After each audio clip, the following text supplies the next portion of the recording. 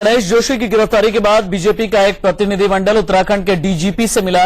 भगत सिंह कोश्यारी और पूर्व मुख्यमंत्री रमेश पोखरियाल निशंक ने डीजीपी से मिलकर आपत्ति जताई कि जब सदन चल रहा है तब विधायक की गिरफ्तारी बिना स्पीकर की इजाजत के कैसे कर ली गई। उधर देहरादून में गणेश जोशी की बेटी के नेतृत्व में एक धरना दिया जा रहा है। नेहा ने अपने पिता को निर्दोष बताया है। हमें पता है कि वो बिल्कुल निर्दोष हैं। बहुत सारी मीडिया क्लिप्स जो बहुत सारे लोगों ने शेयर किए हैं उसमें साफ साबित हो रहा है कि इस पूरे घटनाक्रम में उनका कोई दोष नहीं था।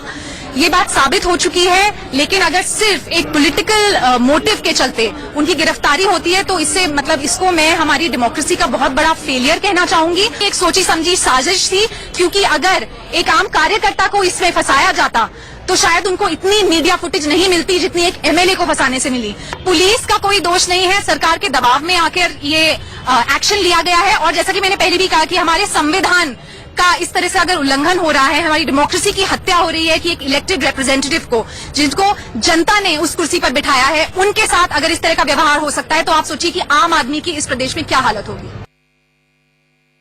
जहां तक मेरी जानकारी है कि किसी भी माननीय विधायक की किसी आपराधिक अभियोग में गिरफ्तारी के लिए प्रायर परमिशन की आवश्यकता नहीं है, बल्कि बाद में तत्काल इंटीमेशन देने की आवश्यकता है, जो फॉर्मेलिटी जिला पुलिस द्वारा पूरी कर दी गई थी। सीधे हम रुक कर लेंगे देहरादून से। मेरे सहयोगी किशोर रावत लाइव मौजूद हैं। किशोर रावत, हरीश रावत, सरकार पर जो संकट था वो तो टल गया है, लेकिन अभी फिलहाल गणेश जोशी की गिरफ्तारी पर किस तरीके की सियासत चल रही है, अंदर खाने की खबर क्या है, और साथ ही मुझे यह भी समझाइएगा कि जो राजनीतिक भूचाल आया हुआ था असल में उसके पीछे का असल राज क्या था।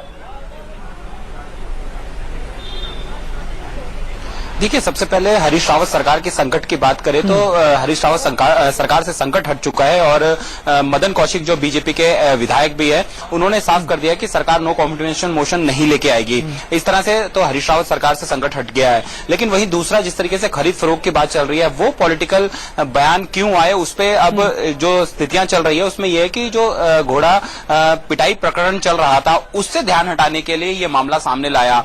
अब इस मामले में कांग्रेस के गुट ने एक ने फायदा उठाना शुरू कर दिया और उसने कहीं ना कहीं बहुगुणा जो पूर्व मुख्यमंत्री उन्होंने अपने राज्यसभा सीट मांगी है और एक मंत्री पद मांगा है, तो उस पे तो डील हो गई है कांग्रेस की, लेकिन इसका फायदा जरूर एक कांग्रेस गुट ने उठाया। अब दूसरी बात, अगर गणेश जोशी की बात करें तो उनको तो 14 दिन की न्यायिक हिरासत में भेज दिया है। और ऐसे में बीजेपी का स्टैंड यह है कि बीजेपी अभी फिलहाल कोई एक्शन नहीं ले रही। श्याम जाजू जो प्रदेश प्रभारी है उत्तराखंड के और भाजपा के बड़े लीडर है, वो अब विधानसभा में जो विधानसभा जो भाजपा नेता प्रतिपक्ष है अजय भट्ट, उनके रूम में बैठे और अपने मंत्रियों से और जो उनके पदाधिकारी उनसे बात कर रहे हैं।